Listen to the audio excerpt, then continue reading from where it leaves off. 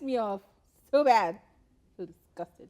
Now, cohabitation is one of those things which we take so lightly, especially now, 2025, the year of our Lord. It's like, all right, you live.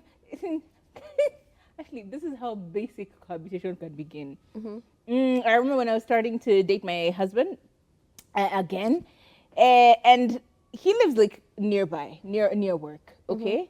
And I used to work in Westlands back then, but he lives nearby. And I used to live all the way in Kamulu. Okay, guys? Kamulu.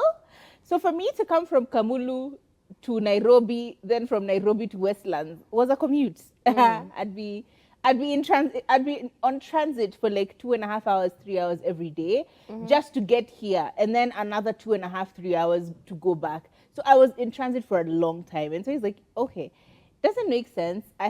This is now we're friends. We weren't dating yet. We were just friends.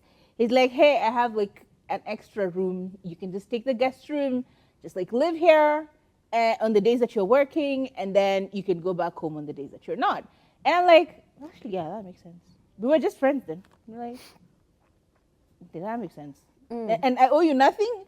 Nope. If you want to buy food, you buy food. Like, there's already food in the house. There's already like all these things. I'm not going to starve, so there's always going to be food. I'm not going to not pay for electricity, so there's always going to be power. I'm like, hang on. Are you telling me I'm living in your house bill-free? I got nothing else to worry about except my little commute from here to work. And then also you don't drive much, so you're telling me I can just grab your car, go to work, and then for nothing? Just because we're friends? Oh, hell yeah, sign me up. And just like that, people start cohabitating. Of course, I said no, because that's taking advantage of another human being. It's not right. But that's as easy as it can be nowadays with cohabitation. Have you been in a situation where you're like, hang on, do we live together? And it's like, you're shocked. Huh? We live together now? I was actually shocked that he was coming to this discovery. I'm like, I've been here. Where have you been? You're discovering this? Like, my whole wardrobe is here, sir. I'm more close What do here you than I have mean? at my house. But, like, as a firstborn daughter,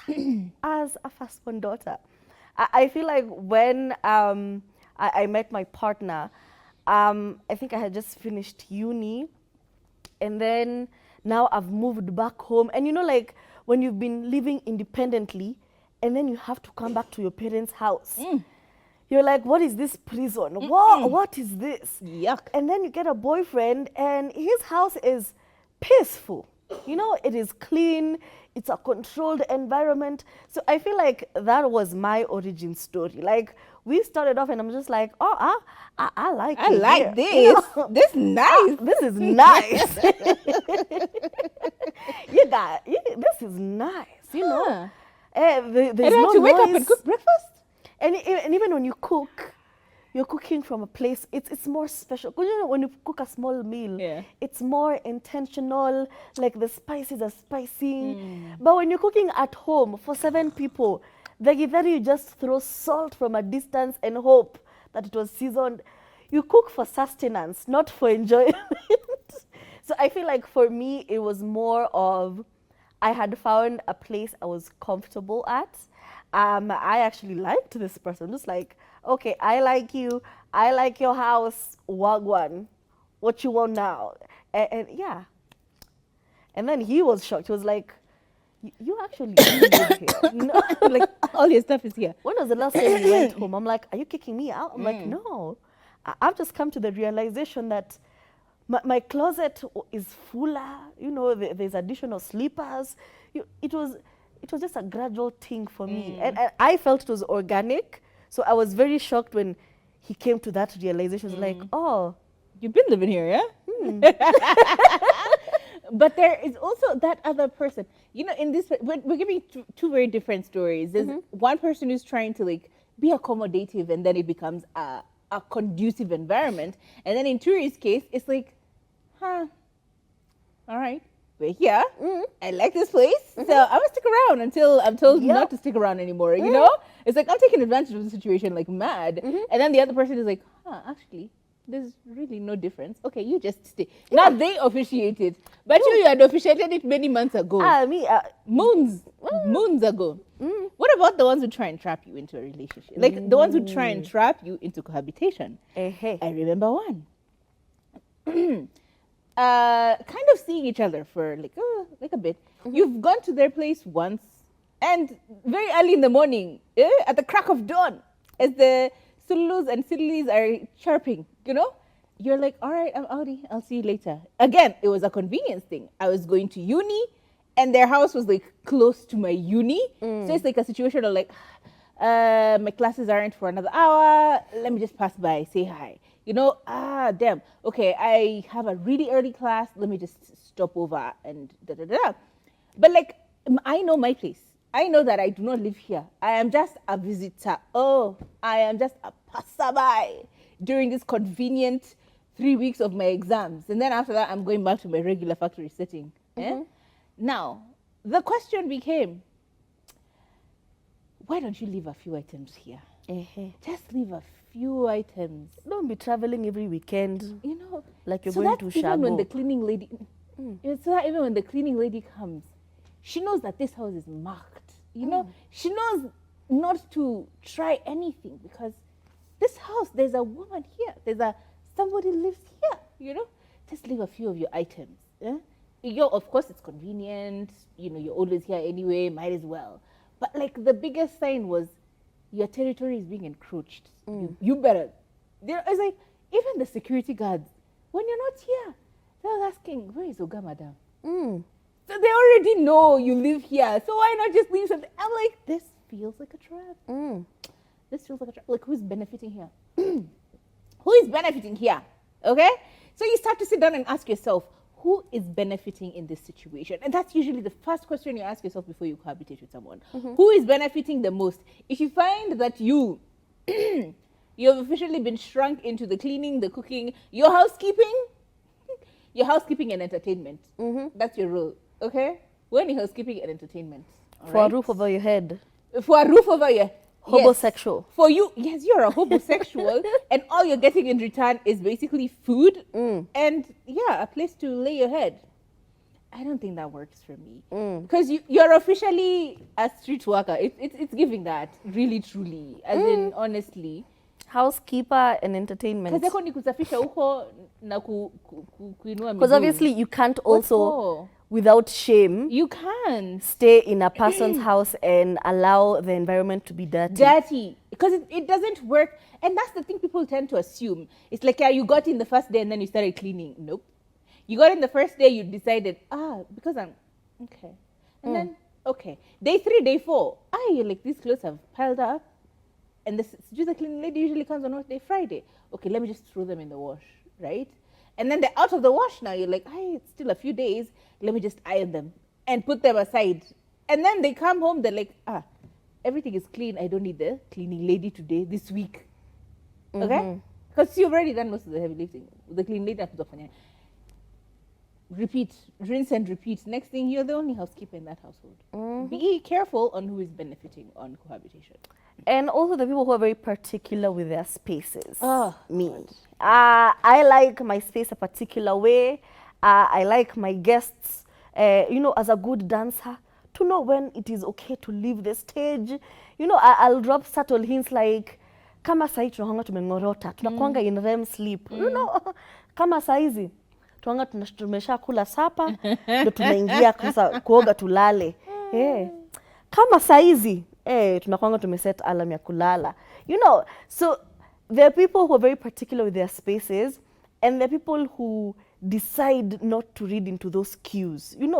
Like you visited somebody you're talking with, or it's your man, or it's your babe, and you're at their house, and then you slept over because it's the weekend, umeenda dunda, you've come back, you've slept over. Okay, let's make breakfast, let's go out for lunch. Umerudi, imefika jioni, mmepika sapa, mmekula, mmelala. Okay, cool. Asubuhi mumeamka, huonyeshi signs za kuenda kwenyu, and it has not been a conversation before.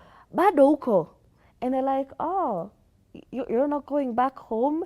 And it's a very tough situation to put somebody in. You know, before they ask you, can you, you know, from the goodness of your heart, can you just read the room?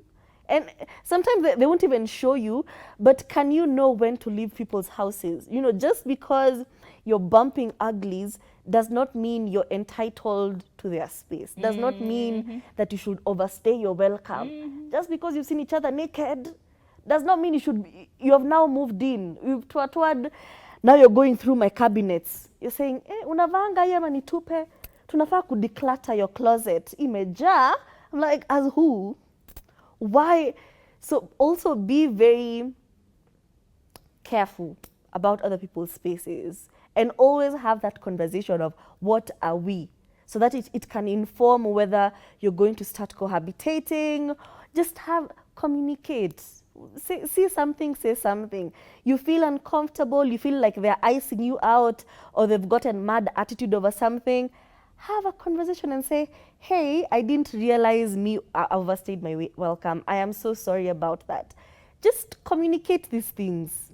No, yeah. And then for me, there's another very huge transition that I feel is necessary for everyone. Look, you cannot go from being a child living in your parents' home to being an adult staying with your parents, then still paying your bills and everything, to then getting married or dating someone and moving into their house. You cannot move from your father's house directly to someone else's house. You need, actually, there is nothing more important than staying in your own house, having no money, and eating air burgers. Kazituni, unakula miao. That responsibility for me, it's like you learn the importance and the relevance of responsibility, because there is something about it that is, and I'm not talking about the transition at you have to live on your own. I'm even talking about like uni.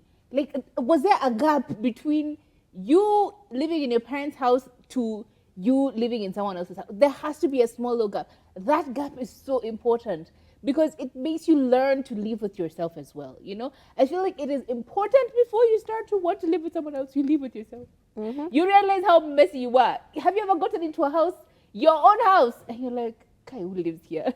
It's giving pigsty. Because slippers zimeanzia huku, towel liko kwa floor huko.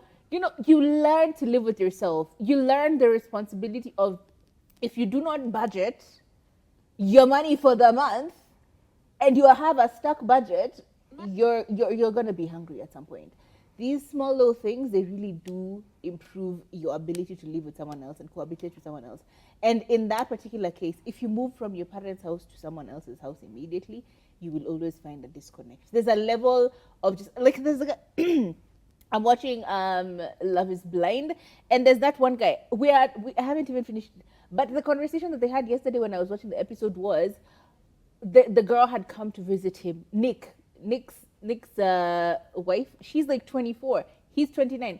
She's now come to his house to visit, to like see where he lives. This boy lives in his parents' house. They're having a conversation.